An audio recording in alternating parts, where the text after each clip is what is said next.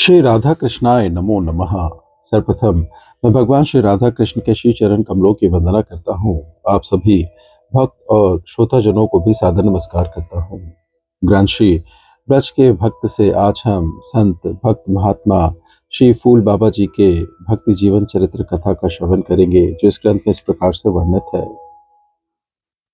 श्री इंदु भूषण बसु का जन्म बंगाल के जिला बाखरगंज में हुआ। 18 वर्ष की अवस्था में इन्होंने इंटरमीडिएट और मध्यमा की परीक्षाएं पास की। इन परीक्षाओं में उत्तीर्ण होने के पश्चात भौतिक उन्नति के सारे मार्ग उनके लिए खुल गए।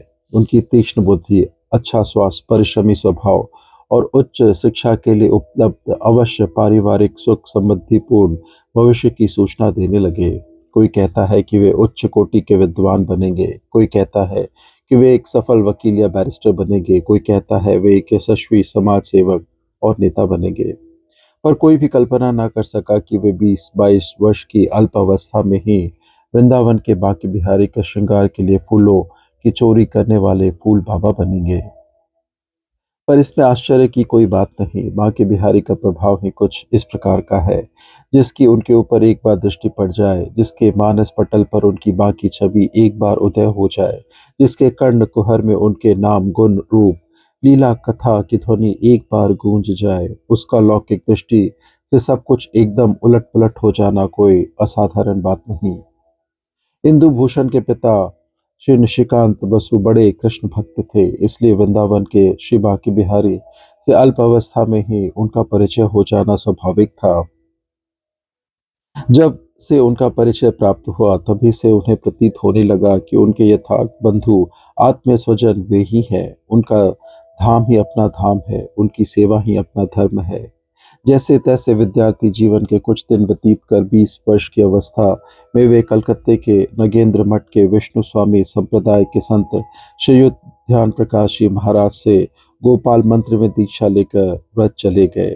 गुरुदेव ने नाम रखा श्री ज्योति प्रकाश दास, पर ब्रज में वे फूल बाबा के नाम से पुकारे जाने लगे, क्योंकि सेठों के बगीचे से बिहारी जी के श्रृंगार के लिए फूल चुरा कर लाना ही उनकी मुख्य सेवा भजन था। पर बांके बिहारी की फूल सेवा उन्हें व्रज में आते ही नहीं मिल गई। बांके बिहारी की सेवा का रास्ता इतना सहज और सीधा थोड़े ही है, वह भी बांके बिहारी की तरह कुछ बांका टेढ़ा ही है। व्रज में आकर श्री फूल बाबा कुछ दिन वृंदावन में रहे, फिर सीधे नंदगांव चले गए। यह जानकर कि नंदगांव नंदलाल का निज घर है, वहां सखाओं के साथ खेलते कूदते या गोचारण के लिए नंद भवन से आते जाते उनके दर्शन सहज में ही हो सकेंगे। पर वहां कहीं भी उनके दर्शन ना हुए।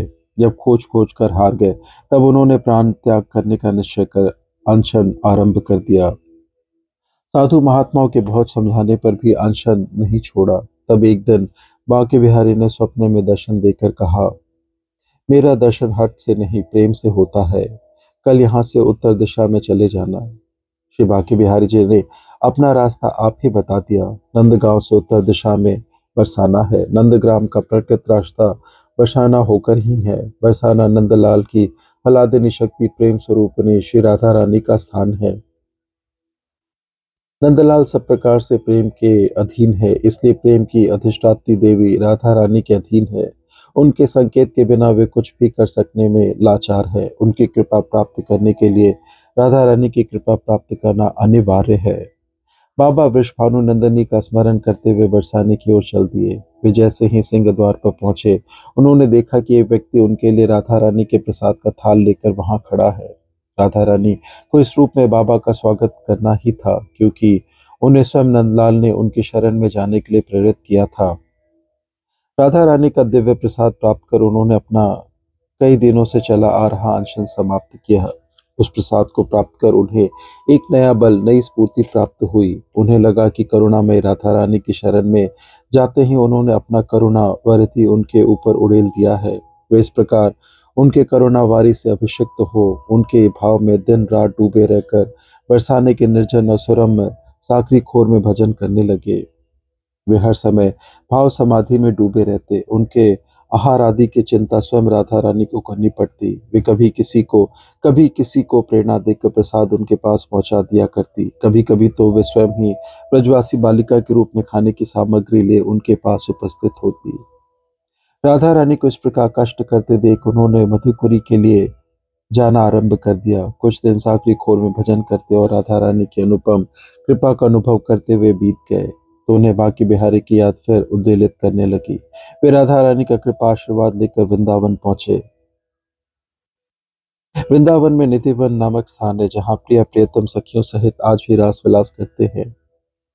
आज भी उनके भाग्यवान भक्त वहाँ उनके दर्शन कर कृतार्थ होते हैं। बाबा वहाँ युगल के दर्शन प्राप्त करने की लालसा से सोनी सेवा करने लगे, इस भाव से कि यह प्रिय प्रियतम के रास विलास की भूमि है। यहाँ प्रिय प्रियतम नित्य रात्रि में रास करते हैं। वे उसे झाड़ू बुहार कर उसके कांटे कंकड़ बनकर उसे स्वच्छ और सुकोमल रखने लगे।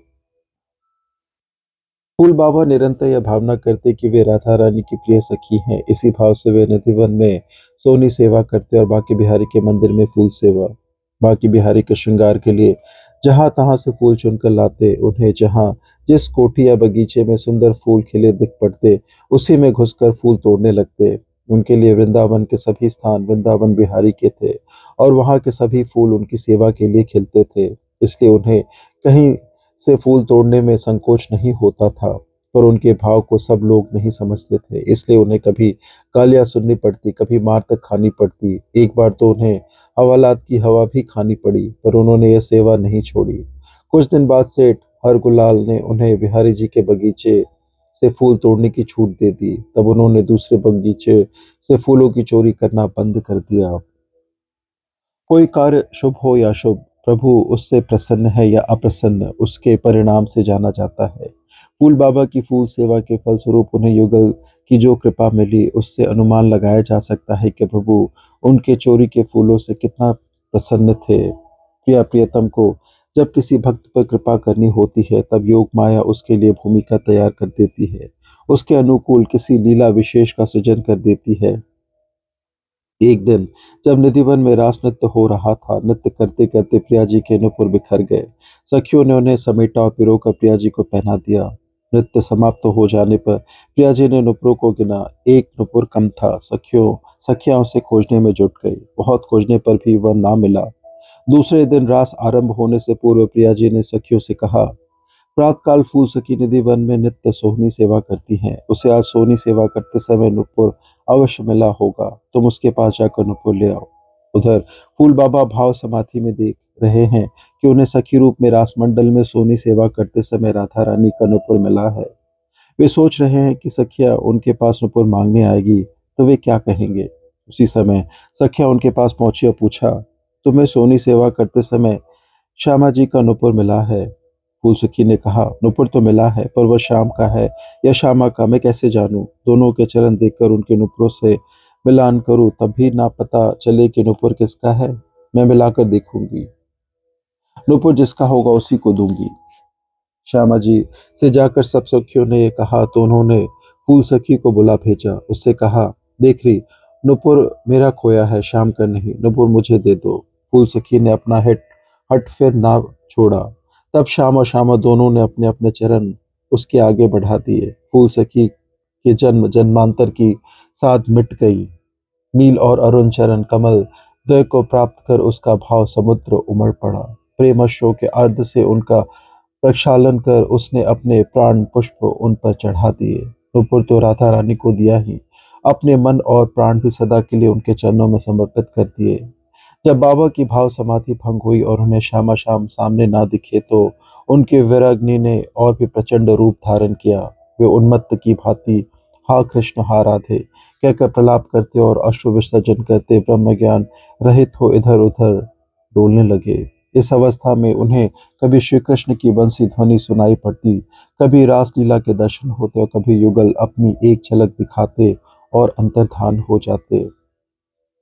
यह आग मिचौली का खेल कुछ दिन चलता रहा, पर यह कब तक चलता रह सकता? बाबा का पार्थिव शरीर आंख मिचौली के अपार्थिव झटकों को कब तक सहन कर सकता? संवत 2003 आश्विन का महीना था। प्रभु ने उन्हें अपने नित्य धाम में बुला लेने का विचार किया।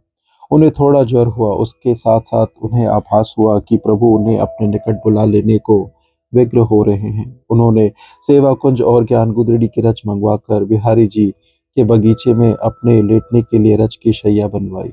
उसी समय बिहारी जी पधारे उन्हें ले जाने को। उन्होंने देखा और गुड़ का भोग लगाकर उनका सत्कार किया। सेवकों से कहा हाथ धुलाने को। सेवक हाथ धुलाते समय हाथ गुड़ से सना देख अवाक। जैसे बिहारी जी उन्हें ले जाने को जल्दी कर रहे हैं, हाथ धोकर वे तुरंत रसशैया पर लेट गए। सेवकों ने महामंत्र का कीर्तन शुरू किया। बिहारी जी का चरणामृत उनके मुख में दिया। बिहारी जी उन्हें अपने साथ ले गए। उनका पार्थिव शरीर व्रज रज पर पड़ा रह गया।